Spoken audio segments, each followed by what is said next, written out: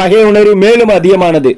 பகடை விளையாட்டாக சகுனி பகடை விளையாட்டில் சூழ்ச்சியின் மூலம் வென்ற பின்னர் பாண்டவர்களின் ராணி திரௌபதி துச்சாதனன் மூலமாக அரசவைக்கு இழுத்து வரப்பட்டார். துரியோதனன் மற்றும் அவரது சகோதரர்கள் அவரை துகிலுரிய முயற்சித்தனர். கர்ணன் 4 பேர்களுக்கும் மேலான கணவர்களை கொண்ட ஒரு பெண் வேறொன்றுமில்லை வேசிதான் மற்றும் பாண்டவர்கள் பருப்பு நீக்கப்பட்ட எல் விதைகள் போன்றவர்கள். மேலும் அவள் இப்போது வேறு கணவர்களை தேடுகிறாள் என்று கூறி திரௌபதியை இகழ்ந்தார். அந்த இடத்தில் பீமன் துரியோதனன் மற்றும் அவரது சகோதரர்களை போரில் தனிப்பட்ட முறையில் கொல்லுவேன் என்று சூளுரைத்தார். தொடர்ந்து அர்ஜுனன் கர்ணனை கொல்லுவேன் என்றும் சபதம் செய்தார். கிருஷ்ணர் மற்றும் கர்ணன் துரியோதனன் உடனான அமைதி பேச்சுவார்த்தைகள் தோல்வியை தழுவியதை தொடர்ந்து கிருஷ்ணர் துரியோதனின் சிறந்த போர்ப்படை தளபதியான கர்ணனை அணுகினார். கிருஷ்ணர் கர்ணனிடம் பாண்டவர்கள் மூத்தவரான அவரது அடையாளத்தை வெளியிட்டு அவரை பாண்டவர்கள் பக்கம் சேர்த்துக் கொள்ள கேட்கிறார். அவர் பாண்டவர்களின் மூத்தவராக இருப்பதால் தர்மர் கர்ணனை மிகப்பெரிய அரசனாக கண்டிப்பா இந்திரபிரஸ்த நாட்டின் முடிசூட்டுவார் என்று ஸ்ரீகிருஷ்ணர் உறுதியளிக்கிறார். கர்ணன் அந்த சிறந்த வாய்ப்பை மறுக்கின்றார். ஏனெனில் அவர் கடந்த காலத்தில் துரியோதனன் மீது வைத்திருந்த விசுவாசமும் காரணமாகும். மரபு வழியில் பாண்டவர்களுடன் பிணைப்பு இருந்தாலும் அவர் துரியோதனின் பக்கம் இருக்க நிர்பந்திக்கப்பட்டிருந்தார். அவர் யுதிஷ்டிரர் ஒரு நேர்மையான மனிதர், மேலும் அவருக்கு தன்னை விட கர்ணன் வயதானவர் என்று தெரியும். உடனடியாக யுதிஷ்டிரர் தனது மகுடத்தை அவருக்கு அளிப்பார் என்று கர்ணன் கூறினார். இருப்பினும் துரியோதனுக்கு தனது நன்றி கடனை செலுத்த கர்ணன் இந்திரபிரஸ்தாவின் மகுடத்தை துரியோதனுக்கு அளிக்கலாம். கர்ணனின் இந்த எண்ணம் தர்மத்துக்கு எதிராக இருந்தது.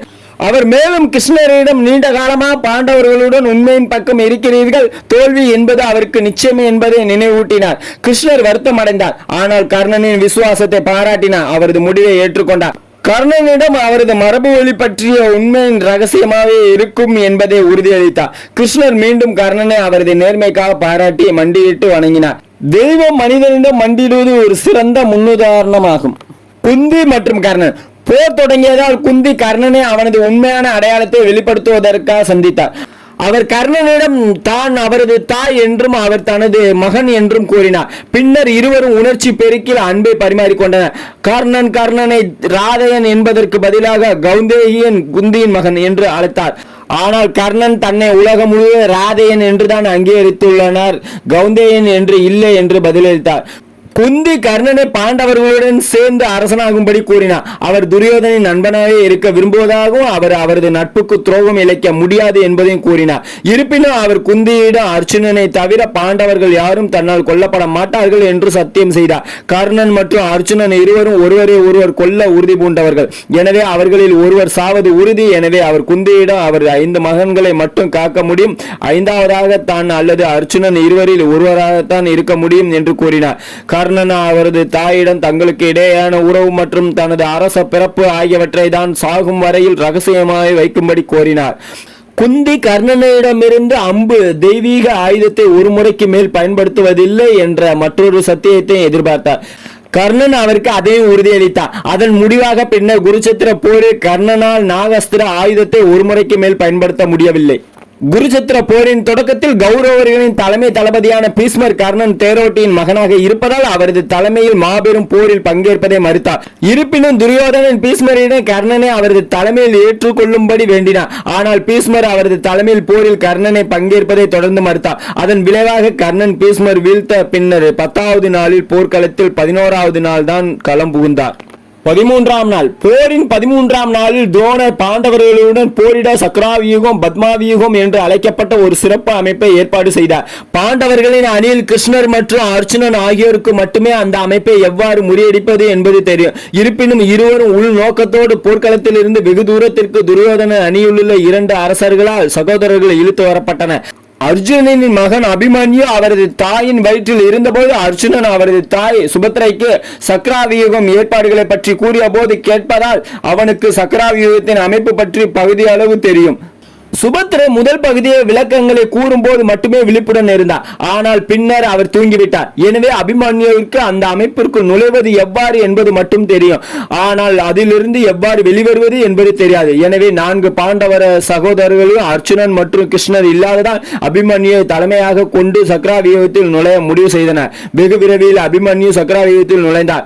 ஜெயத்ரதன் என்ற கௌரவரின் படைப்பில் இருந்து சிந்து அரசன் அதை தடுத்தான். அதனால் பிற பாண்டவர்கள் அந்த அமைப்பில் நுழைவதில் போரில் இருந்து தடுக்கப்பட்டனர். ஆகவே எதிரிகளின் அமைப்பில் மத்தியில் அபிமன்யு தனித்து விடப்பட்டார். உள்ளே நுழைந்ததும் அவன் துணிவுடன் போரிட்டு தனியாளராக கர்ணன், துரியோதனன் உள்ளிட்ட கௌரவனின் முக்கிய தளபதிகள் அனைவரையும் தோற்கடித்தான். துரியோதனனும் கர்ணனும் துரியோதனனின் அறிவுறுத்தலின்படி அபிமன்யுவை அழிப்பதை உதவி கொள்ள முடிவு செய்தனர்.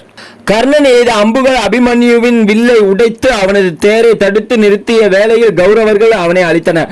போரானது அபிமன்யுவின் இறப்புடன் முடிந்தது. அர்ஜுனன் கௌரவர்களின் கைகளில் அபிமன்யுவின் இறந்ததை பற்றி அறிகின்றார். அடுத்த நாள் சூரிய அஸ்தமானத்திற்கு முன்னர் ஜெயக்கிரதனை கொல்ல சபதமேற்கின்றார்.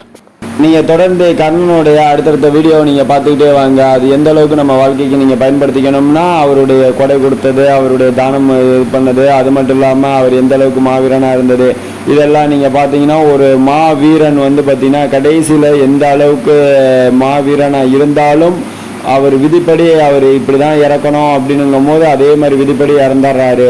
அது மட்டும் இல்லாமல் அவர் நல்ல ஒரு பெரும் புகழ் உள்ளவர் தான், தானம் நிறையா பண்ணவர் தான், ஏன் புண்ணியத்தை தானம் பண்ணவர் தான். அந்த அளவுக்கு இருந்தாலும் இறப்பை யாருனாலும் தடுக்க முடியாது. இறப்புனுங்கிறது ஒவ்வொருவரும் பிறந்துட்டாங்கன்னா அது தீர்மானிக்கப்பட்ட ஒன்றாக இருக்கும்.